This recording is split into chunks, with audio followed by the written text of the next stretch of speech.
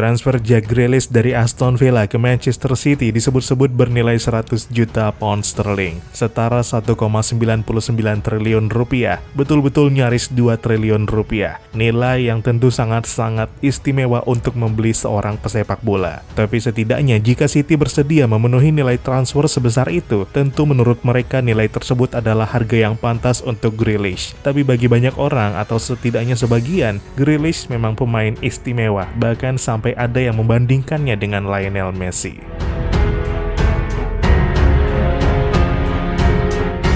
Halo dan selamat datang kembali di Papa Bola. Komparasi antara Lionel Messi dan Jack Grealish itu nggak datang dari sembarang orang, yaitu dari penjaga gawang Argentina yang juga rekan seklub Grealish di Aston Villa, Emiliano Martinez. Kebetulan Martinez juga rekan setim Messi di timnas Argentina dan tergabung dalam skuad pemenang Copa America 2021 pada musim panas ini. Sehingga klaim sang penjaga gawang jika Grealish adalah Messi versi kaki kanan menjadi sangat menarik. Martinez setim dengan pemain Inggris tersebut setelah menghabiskan 10 tahun sebagai pemain Arsenal, dan pada 2020 lalu dia meresmikan kepindahannya ke Aston Villa. Di klub ini Grealish merupakan bintangnya. Dia menembus tim utama Aston Villa setelah sukses di akademi klub, dan sejak dulu dia juga dikenal sebagai fans dari Villa. Maka nggak heran kalau dia punya ikatan yang begitu kuat dengan klub tersebut. Villa bahkan nggak ragu memberinya kontrak panjang sampai 2025.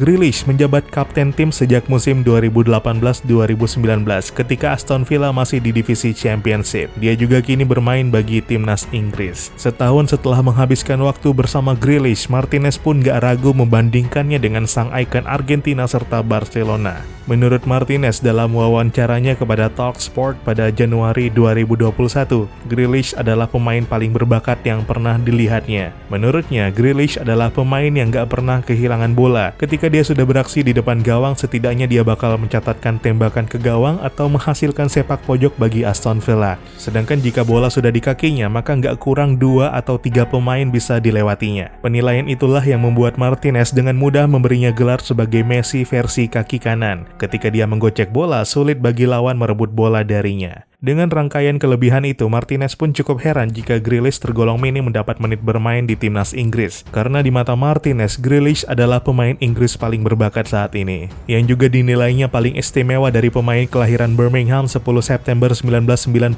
tersebut adalah karismanya sebagai pemain dan kapten tim. Di Aston Villa, dalam sesi latihan, para pemain menghindari melancarkan tackle ke kakinya. Para pemain disebut sangat menghormati Grealish, dan hal yang sama disaksikan Martinez ketika latihan timnas Argentina bersama Messi. Grealish bermain sebagai winger atau attacking midfielder, sangat dikenal dengan kemampuannya berlari dan mendribble melewati lawan. Mantan direktur Akademi Aston Villa, Brian Jones, menyamakan gaya bermain Grealish seperti legenda Nottingham Forest, John Robertson. Dan konsekuensi dari pergerakannya yang gesit, Grealish sering menjadi sasaran kontak fisik pemain lawan. Salah satu yang mencolok adalah ketika dia bermain melawan Sheffield United pada 2014, ketika Grealish bermain bagi Notts County. Sean Derry, manajernya di klub tersebut, sampai-sampai meminta Grealish dilindungi oleh wasit biar nggak terus-terusan diserang oleh lawan. Pada tahun yang sama, ketika dia kembali ke Aston Villa setelah masa peminjaman, dia dimainkan melawan Hull City di Villa Park. Dan sekali lagi, Grealish dengan aksinya menjadikannya sasaran pelanggaran lawan. Sampai-sampai 3 pemain Hull mendapat kartu kuning hanya dalam 15 menit karena melanggarnya.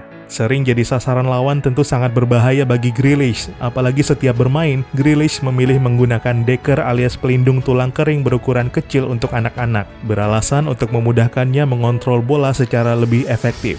Grealish pun dikenal dengan ciri khasnya menggulung kaos kakinya menjadi lebih rendah. Wasit sering menegur gayanya itu dan memintanya menaikkan kaos kaki sesuai standar, tapi Grealish tetap mempertahankan sesuatu yang dianggapnya sebagai jimat keberuntungannya itu.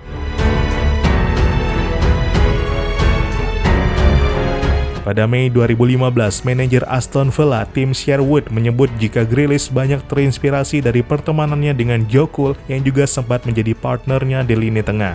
Menurut Sherwood, Joe Cole nggak hanya menjadi mentor di atas lapangan, tapi juga sebagai role model bagi Grealish dalam keseharian. Terlepas dari segala puji akan kehebatannya, Grealish tetap nggak lepas dari kritik. Satu yang paling sering dikeluhkan terutama oleh sesama pemain adalah kecenderungannya yang gampang jatuh, bahkan diduga sering melakukan diving untuk mendapat tendangan bebas atau penalti. Salah satu yang tajam menyorotnya adalah mantan pemain belakang Liverpool, Steve Nicol. Dia bahkan menyebut Grealish sengaja menjatuhkan diri sampai 50 kali dalam satu pertandingan. Situasi itu pun sangat disayangkannya jika berkaca kemampuan Grealish yang sebenarnya bisa dibilang sangat baik. Kritik pedas itu juga diamini mantan bek West Brom, Matt Upson, yang menyebut jika Grealish sering sengaja menunggu kontak fisik dan memanfaatkannya untuk diving. Dalam satu kesempatan, Grealish pernah menanggapi kritik yang menyebutnya sering diving. Di Premier League, Grealish mengklaim bahwa dia adalah pemain yang paling sering dilanggar, dan para pemain belakang nekat melakukannya demi bisa menghentikan pergerakannya, sehingga sangat wajar jika aksinya itu kemudian menghasilkan penalti atau tendangan bebas. Klaim Grealish pun sulit untuk dibantah karena statistik pun turut mencatat namanya sebagai pemain paling sering dilanggar di Premier League. Mengambil contoh musim 2020-2021, Grealish dilanggar lawan sampai 110 kali, terbanyak di Premier League. Bahkan yang mendekati memiliki gap yang cukup jauh, yaitu Wilfried Zaha dari Crystal Palace yang dilanggar 88 kali, diikuti Adama Traore dari Wolves 86 kali, serta Sadio Mane dari Liverpool yang dilanggar 78 kali. Sering dilanggar dan hanya menggunakan pelindung berukuran kecil setiap bermain, Grealish pun gak terhindar dari cedera parah. Musim 2020-2021, dia sampai harus menepi selama 79 hari atau absen di 12 pertandingan karena cedera tulang kering. Masa recovery-nya itu berlangsung dari 20 Februari sampai 10 Mei 2021.